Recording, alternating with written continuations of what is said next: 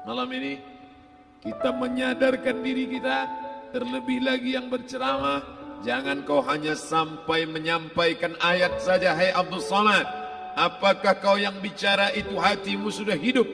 Senantiasa merasakan diri, aku orang paling hina, aku orang paling kotor, ditempelkan kening ke lantai di tempat yang diinjak tapak kaki, mengatakan bahwa aku bukan siapa-siapa. Umur diberikan Allah 40, 60, 70. Berapa yang kupakai untuk menolong agama Allah? Berapa yang kupakai untuk mengingat Allah? Mata, tangan, telinga, kaki akan diminta tanggung jawab di hadapan Allah. Dulu dibangga-banggakan, dihormati, dimuliakan. Yang kami muliakan Al-Mukarram, Al-Ustad.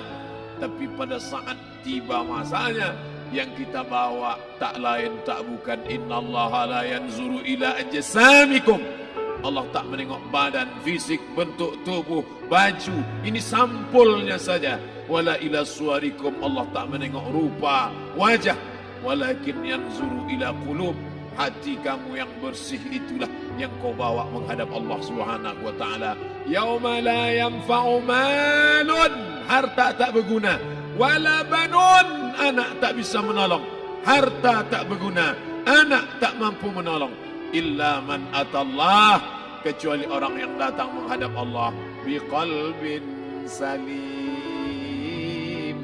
dengan hati yang bersih, hati yang tulus, hati yang memercikkan cahaya iman, hati yang bersih dari hasad, busuk hati, sum'ah, riya, takabbur. Itulah yang menolong di hadapan Allah Subhanahu wa taala. Apa kata Imam Ali radhiyallahu an? An-nasu niyam. Semua manusia waktu hidup itu tidur. Bapak tidur, ibu tidur, saya tidur. Semua orang waktu hidup itu tidur. Falamma matu, ketika dia mati, disitulah dia baru terjaga dari tidur panjang. Saat Israel mencabut nyawa, ditarikkan adalah satu sentapan yang kuat. Disitulah kita baru terjaga dari tidur panjang. Betapa aku meninggalkan salat, betapa aku tak berzakat, betapa dulu kekuasaan. Aku lulus umur 30, pensiun 58, 28 tahun, apapun tak pernah kubuat untuk agama. Sibuk membesarkan anak, sibuk mengurus warisan. Anak pun tak ingat dengan kita, karena kita lupa menanamkan pendidikan agama di dalam otak kepalanya. Harta yang banyak tak sempat menolong agama Allah. Anak tunggal semata wayang tak sempat dididik agama. Istri meninggalkan dalam keadaan stres susah hatinya, karena dia tak diajarkan sabar menerima ridha ketetapan takdir Allah. Dan paling celaka, tak pernah anggota tubuh ini dipakai untuk berzikir, muhasabah, mengingat Allah. Tak pernah mata dipakai menengok Quran, kitab suci Allah. Tak pernah dipakai hati merenung sejenak, apa yang akan kubawa mati menghadap Allah Subhanahu wa taala. Abdul Somad dari dalam tanah naik ke atas tanah, ceramah, masuk balik ke dalam tanah. Yang kau bawa apa? Baju koko tinggal, peci tinggal, pakaian kehormatan tinggal. Yang kau bawa kain tidak berjahit, disobek, kerak. Itu yang akan menyampul kulitmu, yang selama ini kau dimandikan, dibersihkan oleh ibumu dulu 60 tahun yang lalu. Sampai masanya kau lupa kapan kau dimandikan dulu. Sekarang ruh melihat, disebut dia ruh karena dia raha ya ruhu ruh, seperti aroma semerbak yang datang pergi hinggap. Ruh sampai masanya dia datang masuk ke dalam jasad. Ruh sampai masanya dia pergi meninggalkan jasad. Malam ini dimuliakan Al-Mukarram Haji Abdul Somad LCMA. Kenapa Abdul Somad ini dimuliakan? Karena ruh hinggap sejenak sebentar, sampai masanya besok pagi dia ruh keluar dari dalam tubuh ini. Anak yang katanya ayahku sayang, istri katanya kaulah abang, sampai masanya mereka tak lagi mau mendekat. Rumah itu saya yang buat, saya yang mengukurnya. Tapi begitu ruh sudah keluar dari badan, tidak satu pun semeter, sesenti, sejengkal, sehasta ada tempat di rumah itu untuk jenazah bernama jenazah Abdul Somad. Mana kawan, sahabat, andai tolan, anak menantu, teman sekantor, semuanya pergi meninggalkan. Yang tetap dibawa, kalau pernah kaki melangkah salat berjamaah di masjid, kalau pernah tangan mengusap kepala anak yatim, kalau pernah tangan mengucap subhanallah. Nanti di akhir tausiah kita akan berzikir, munajat, muhasabah diri, berdoa, mengenang apa yang akan kita bawa menghadap Allah Subhanahu wa taala. Datang malaikat membawa kain kafan dari cahaya, akan menyambut ruh yang mulia. Hadis riwayat Ahmad bin Ambal dalam kitab Al-Musnad, turun malaikat berlomba-lomba membawa kain putih dari cahaya, menunggu ruh akan keluar. Ruh menetes seperti embun di ujung daun. Daun tidak bergoyang, ranting tidak patah. Ruh menetes pelan turun ke dalam kain kafan, dibawa malaikat ke pintu langit. Tak sabar mereka menyambut.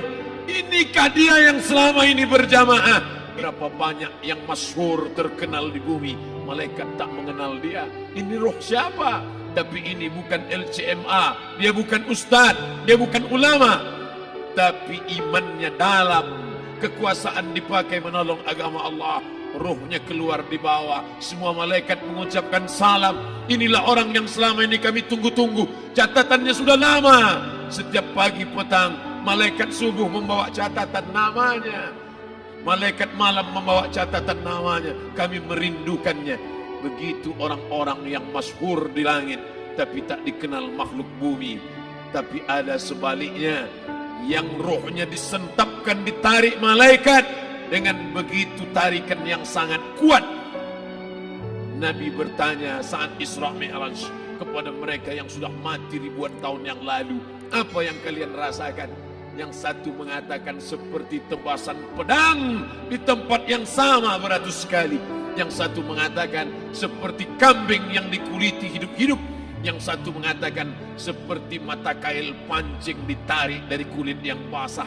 Maka kita berdoa setiap selesai salat, Allahumma hawwin alaina, ringankan kami ya Allah, fi sakaratil maut, di saat sakaratul maut yang amat sangat menyakitkan itu, di saat malam pertama di tempat yang gelap, di tempat yang tak pernah diimpikan oleh orang, tapi kita tetap melewati dan merasakannya. Perlahan-lahan cacing tanah, ular-ulat kalajengking akan menggerogoti kulit yang selama ini dimandikan, selama ini dipakaikan sampo yang mahal, selama ini dioleskan pelembab yang lembut. Tapi ternyata sebelum roh keluar jasad, setelah keluar, dia hanya akan menjadi santapan cacing tanah, hancur berkeping hari demi hari. Yang pertama kali membusuk adalah mata, karena dia berisi cairan. Cairan ini mengering, busuk dan berlubang. Lalu kemudian usus sebulan di dalam tanah, mulai dia menggelembung masuk angin dan dia meletus pecah. Cacing-cacing tanah mulai datang menggerogoti, memakan. Habis, siap tak siap, suka tak suka, kau akan didatangkan. Apa yang akan ditanya oleh Allah? Perbuatanmu, amalmu. Faman ya'mal mithqala dzarratin khairan yarah. Sebesar biji sawi, sebesar ujung rambut, kau aniaya orang, kau makan titik puluh keringatnya. U'tul ajira ajrahu, berikan upah pekerjamu, gaji tukang panenmu, gaji tukang cuci setrikamu. Kau makan, kau tahan 3 bulan. Dia tak menuntut, dia senyum, dia hanya mampu mengadu kepada Allah. Tapi titik peluhnya yang keringatnya, air matanya akan kau balas di hadapan Allah Subhanahu wa taala. Di saat itu tak ada siapa bisa menolong. Hari ini uangmu banyak, kau bayar pengacara handal 1 jam 100 juta, bebas tanpa syarat. Tapi di hadapan Allah semua akan bersaksi. Al-yawma nakhtimu ala, lidah yang selama ini pandai bicara dikunci, ditutup Allah taala yang akan bicara. Wa tukallimuna aydihim wa tashhadu arjuluhum, kaki akan bersaksi, tangan akan bicara.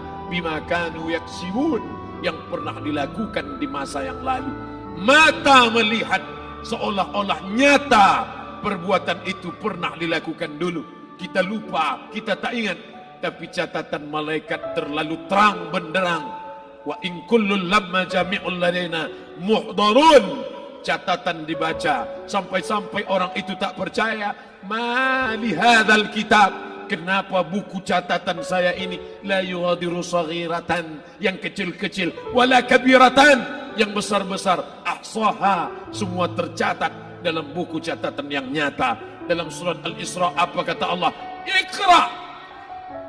Hari ini kalau dikatakan Iqra baca Quran, Iqra baca Yasin, malam Jumat Iqra baca surat Al-Kahfi, tapi sampai hari itu Yasin tak bermakna, Al-Kahfi tak lagi disuruh baca karena hidup sudah berakhir.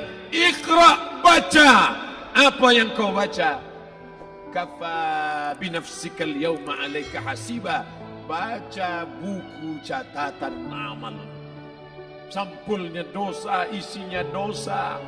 Catatan kakinya dosa, sampul penutupnya dosa, bibliografinya dosa. Sampai ia pun tidak percaya, kenapa aku hidup hanya dosa saja. Saat itu dia mendengar teriakan azab, saat itu dia menyaksikan pekikan teriakan sakitnya siksa.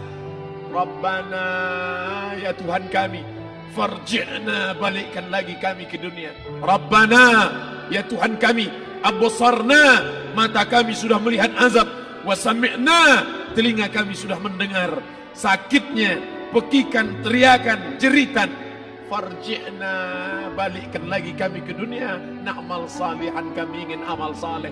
Kami ingin bantu masjid, kami ingin sekolahkan anak yatim, kami ingin muliakan fakir miskin, kami ingin bantu panti jompo. Farji'na, balikkan lagi kami dunia. Kami ingin salat tahajud, kami ingin tahiyatul masjid, kami ingin puasa sunat.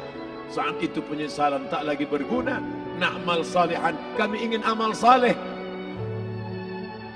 Andai kau beri kami tenggat waktu ya Allah, laula akhartani, kalau kau beri aku waktu, ila ajalin qarib, aku tak minta hidup 1000 tahun. Ila ajalin qarib, sebentar saja kau hidupkan aku ya Allah. Di situ orang baru tahu apa yang pernah dilakukan dulu, yang di masa lalu. Tak ada cara lain kecuali malam ini kita bertaubat, taubat nasuha, mandi, solat sunat taubat. Ma min muslimin yuznibu zamban, ada orang silap, khilaf, buat dosa, salah. Siapa yang tak pernah salah? Sedangkan datuk moyang kita Adam pun salah, tapi dia mengetahui, sadar salahnya. Dia berdoa, Rabbana zalamna anfusana, kami sudah menzalimi diri kami. Wa illam taghfir lana, kalau engkau tidak mengampuni kami, wa tarhamna, kalau kau tidak merahmati kami, lanakunanna minal khasirin, kami termasuk orang yang rugi ya Allah. Maka malam ini kita bermunajat kepada Allah, berdoa, mengenang masa lalu, bergelimang dosa, besok tak akan kita ulang. Kita minta ampun kepada Allah Subhanahu wa taala. Astaghfirullahalazim, astaghfirullahalazim, astaghfirullahalazim.